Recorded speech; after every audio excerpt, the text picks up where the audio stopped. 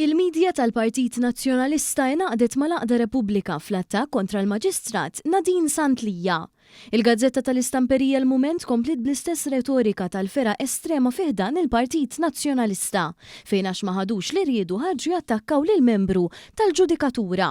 Kollox ġara dwar rikors li ressaq ħud deputat nazzjonalista Karol Aquilina fil-qorti kontra l-Kummissarju tal-Pulizija għax skont l-istess nutar Aquilina dan ma ressaqx persuni li kienu jaħdmu fil-Bank Pilatus wara inkjesta marbuta ma' ħasil ta' flus.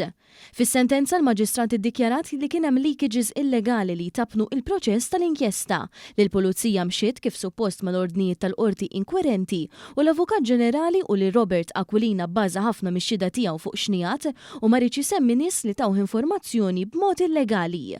Għalhekk il-Maġistrat ordnat investigazzjoni dwaru u sigħat wara Robert Aquilina kien quddiem id-depo fil-Furjana flimkien ma' Jason Azzopardi jattakka lil Maġistrat u l-istituzzjonijiet fosthom il-Kummissarju tal-Pulizija.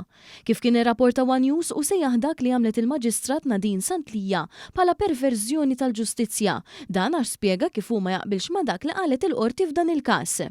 Bl-aktar ton arroganti Robert Aquilina mbagħad kompla jgħid li l-Kummissarju jista' jibgħat għalih kemm irid iżda mhux se jgħaddilu l-ebda informazzjoni. Jibda minn dik l-ordni, mbagħad meta jrid jibgħat għalija. Għal-fatt li l-Maġistrat talbet din l-investigazzjoni kontra leakages li sar il-Gazzetta Nazzjonalista qalet li huwa xokkanti u inspjegabbli.